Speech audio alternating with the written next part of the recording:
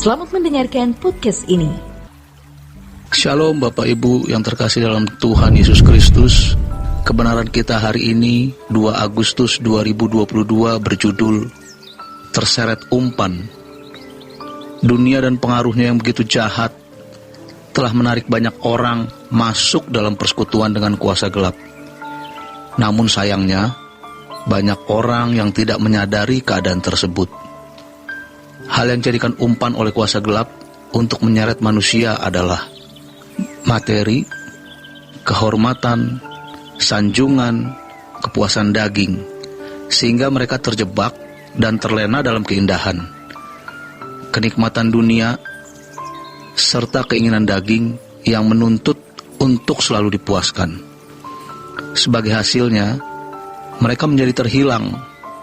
Hal ini terjadi pada sebagian besar manusia, atau dapat dikatakan bahwa hampir semua manusia berkeadaan demikian.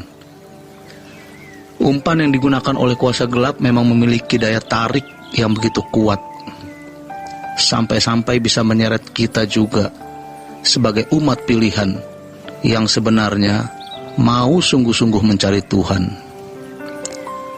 Kalau kita tidak militan, tidak ekstrim, dan tidak fanatik positif kepada Tuhan, kita akan terbawa dan menjadi bagian dari manusia yang terhilang. Kita tidak bisa dalam keadaan netral.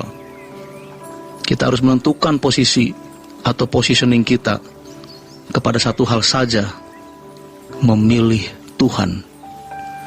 Kita harus berkomitmen untuk tidak mengharapkan kebahagiaan dari apapun dan siapapun selain Tuhan.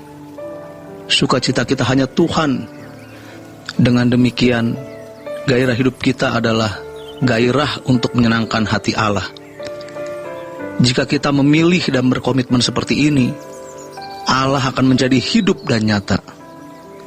Sebaliknya, orang yang tidak punya komitmen sungguh-sungguh untuk hidup menyukakan hati Allah, maka baginya Allah seakan-akan mati dan tidak nyata, sehingga mereka tidak sanggup menghayati kehadiran Allah dalam kehidupan ini.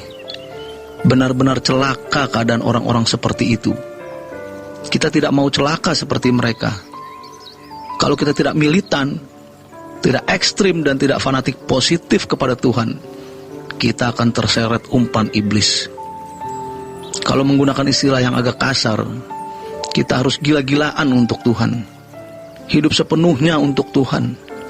Kita harus edik, kecanduan berat terhadap Tuhan, sehingga kita tidak memiliki kebahagiaan apapun kecuali Tuhan. Tuhan menjadi kesukaan, kebahagiaan, dan tujuan hidup kita. Hendaknya kita jangan tertarik lagi pada dunia dan segala keindahannya. Kita bisa memiliki pakaian, kendaraan, rumah, fasilitas, dan lainnya. Namun semua itu hanya sarana bagi kita dalam menjalani hidup, bukan sebagai kesukaan, kebahagiaan, apalagi tujuan hidup. Kita mau bertumbuh dewasa, sempurna seperti Bapa, dan serupa dengan Yesus. Tidak ada pilihan lain dalam hidup ini. Jika kita mau diterima dalam kekekalan bersama dengan Tuhan, pilihan kita hanya Tuhan, Tuhan, dan Tuhan. Memang akan lebih sulit bagi orang-orang muda untuk memilih prinsip ini, karena dunia telah mencuri pikiran dan jiwa mereka. Sulit, tetapi bukan berarti tidak bisa. Anak muda harus berani menentukan dan memilih Tuhan saja. Artinya, meninggalkan dunia, lari sejauh-jauhnya dari dunia. Pilihlah teman yang baik, yang membawa kita mendekat dengan Tuhan dalam bergaul. Hindari berbagai perasaan, mengakrabkan diri dengan orang yang tidak seiman, agar kita tidak tergarami dengan penggaraman yang menuju kebinasaan. Terbataslah dalam berteman, arahkan pikiran hanya kepada Tuhan, dan carilah kehendak serta rencananya. Hendaknya dalam keseharian, jangan tenggelam dengan bermain game sehingga waktu terbuang dengan sia-sia. Manfaatkanlah waktu lebih baik dengan mencari Tuhan. Jangan lupa membaca Alkitab, mendengarkan khotbah, menyediakan waktu untuk duduk diam di kaki Tuhan, memuji dan menyembah Tuhan. Kita harus menentukan positioning kita sejak sekarang. Positioning artinya kita memilih lokasi untuk menempatkan diri. Positioning yang benar adalah kita menempatkan diri di dalam Tuhan. Mari kita berjuang untuk memiliki kehidupan yang benar-benar tak bercacat, tak bercela, serta berjuang untuk dapat hidup kudus. Selanjutnya kita benar-benar mau memperkarakan apa kehendak Tuhan dalam hidup kita, yang menjadi tugas dan pekerjaan kita. Apa rencana Tuhan yang Ia bebankan, yang dipercayakan kepada kita untuk kita penuhi, sehingga hidup kita benar-benar hanya menjadi milik Tuhan.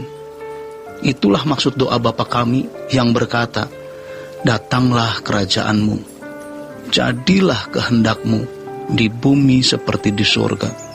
Sangat sedikit orang-orang yang mengambil keputusan seperti ini. Tetapi kalau kita berani mengambil keputusan ini, kita pasti menjadi orang-orang yang terberkati, terlindungi, terjaga, dan mulia. Bagi yang sudah mulai memasuki usia senja, hendaknya tidak lagi memikirkan hal-hal lain selain kekekalan. Dan jangan mengingini apapun lagi selain berkenan di hadapannya. Mari kita mengingini Tuhan dan kerajaannya saja. Semakin hari, hati kita akan semakin diarahkan kepada Tuhan dan semakin tidak berselera terhadap apapun. Sebab selera kita hanya ditujukan kepada Tuhan dan kerajaannya. Kita hanya punya satu kali kesempatan hidup, dan ini satu-satunya kesempatan dari kekekalan yang Tuhan berikan kepada kita. Kita juga tidak tahu kapan kesempatan itu berakhir. Yang pasti ada akhir atau ujungnya. Tetapi sebelum kita sampai pada ujung atau akhir perjalanan hidup kita, hendaknya kita sudah memilih Tuhan dan hidup di dalam persekutuan dengan Dia. Demikian kebenaran kita hari ini. Selamat berjuang. Tuhan Yesus memberkati.